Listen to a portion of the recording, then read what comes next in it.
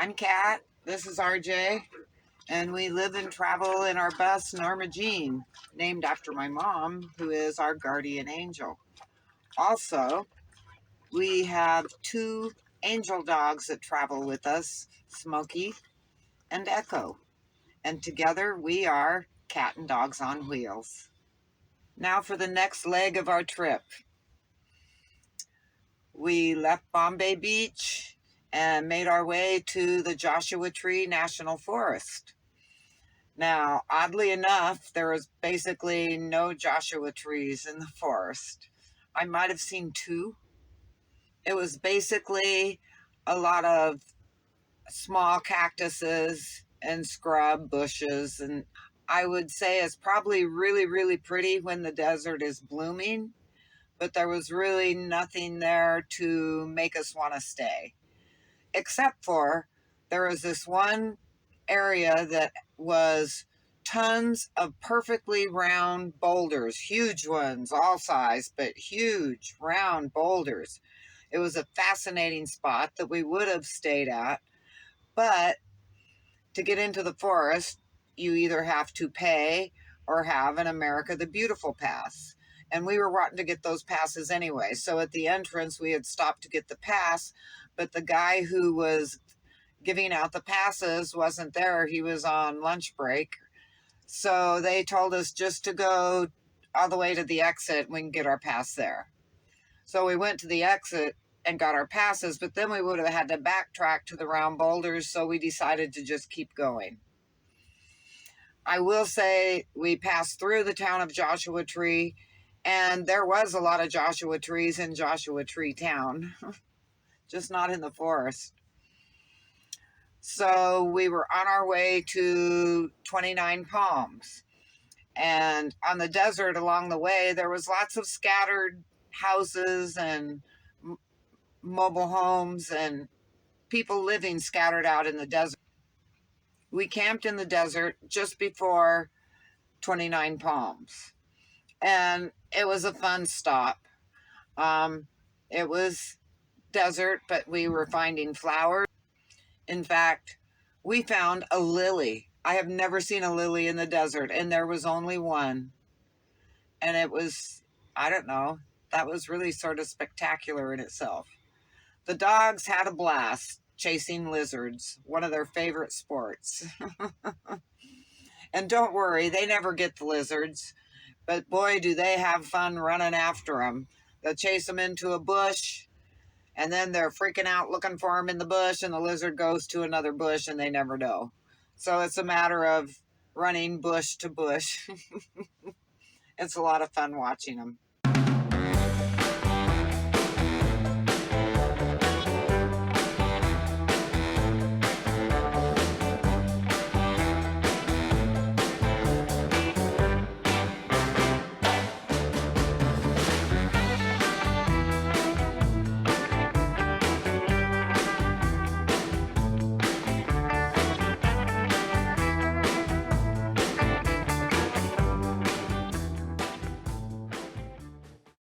Well, the next day we went into 29 Palms, which is a little town of murals. They actually have 26 murals, which was really sort of fascinating. Now, I'm not going to show you all of them because it would take forever, but it was really an interesting little town.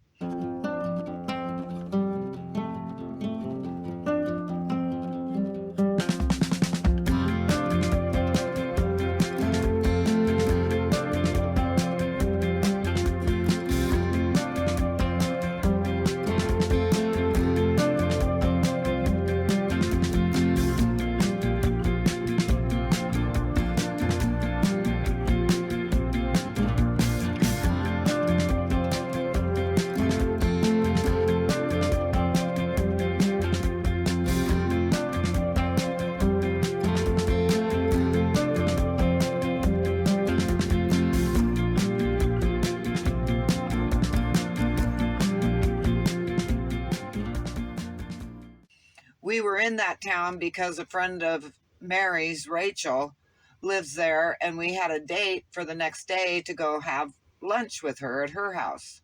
So we had another night to spend, and this night we spent it in the casino parking lot. They give you a free permit for 3 nights. So we weren't going to stay 3 nights, but it was a good, safe place to go. And of course, then we went into the casino to get our permit, and then the food smelled good, so we ate some food. And then we decided, okay, we'll do a little bit of gambling. It was not pretty, I will tell you that. And I'm not going to go into the details of that because you're going to want to watch Mary at Maximalist Mini TV because she's going to tell that story great. If you've been watching my videos, you know that Mary and I and her little rider and RJ travel a lot together. And she is an excellent storyteller, an incredible editor, and her videos are great. That's what I will say.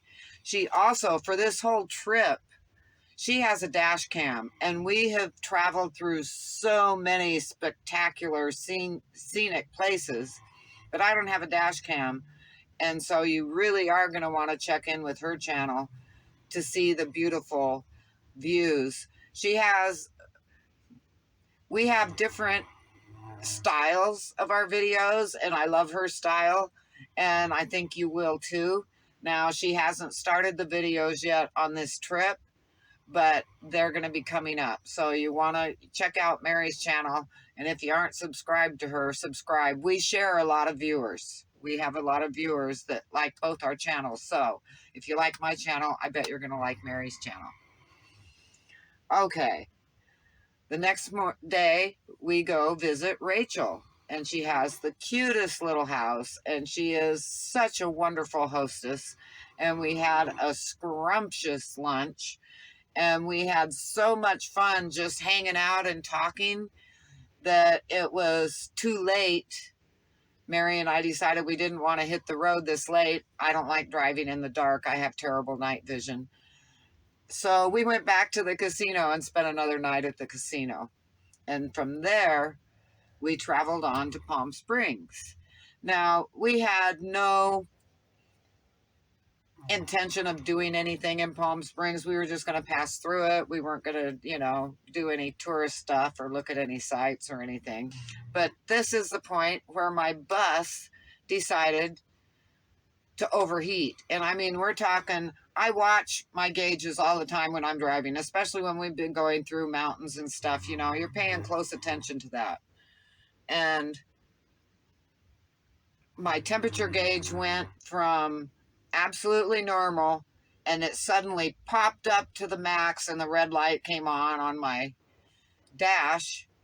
So I immediately pulled over, and as so happens, I'm pulled over in front of houses, really nice houses, but I'm on their little street.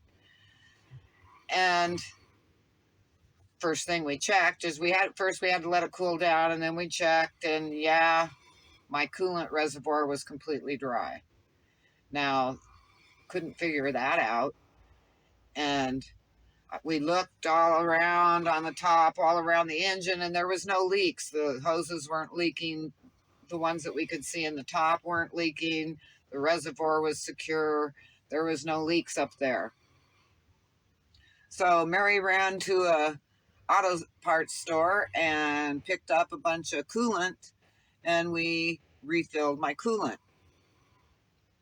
Well, and while we were there, we saw that it was leaking, because when I looked under the bus, it's got a good steady drip of coolant. So we put more coolant in and drove to, and we went to get fuel. And when we were getting fuel, I looked under the bus, and yes, I'm still dripping coolant. So we pulled into a Walmart parking lot, and Mary called our mechanic, Steve, who was still in courtside at the time, to tell him what was going on and have him walk through what we should do. So, first of all, it involved me crawling under the bus and looking and finding the leak. But there was a whole bunch of the fluid everywhere, and I couldn't exactly see where it was dripping. It wasn't dripping fast, and it was dripping in different places because the reason it happened so suddenly is because suddenly the pressure just made a bunch of it come out, and so it sprayed all over everywhere. So I kept crawling under and looking, and then we had to wait, let more of the drips go, and I finally found the drip. I think I'll show it here. We found the drip. So then the next thing was, okay, it's that hose that's dripping, and we know it's coming from the coolant part. So then I had to trace where this coolant was going, because this coolant was going to the back of the bus. And Steve, our mechanic, said could be a heater, and it's like, yes, I have a diesel heater in the back of my bus, which the fan quit working, by the way, on that. So I haven't been using it at all. Steve wanted us to, I went back under, and he said, okay, there's two ways you can fix it. You can put in, I don't know, there was different new stuff. It would have been a more expensive way to fix it. He said, or you can just cap off the part that goes to the heater where the leak had sprung out, actually.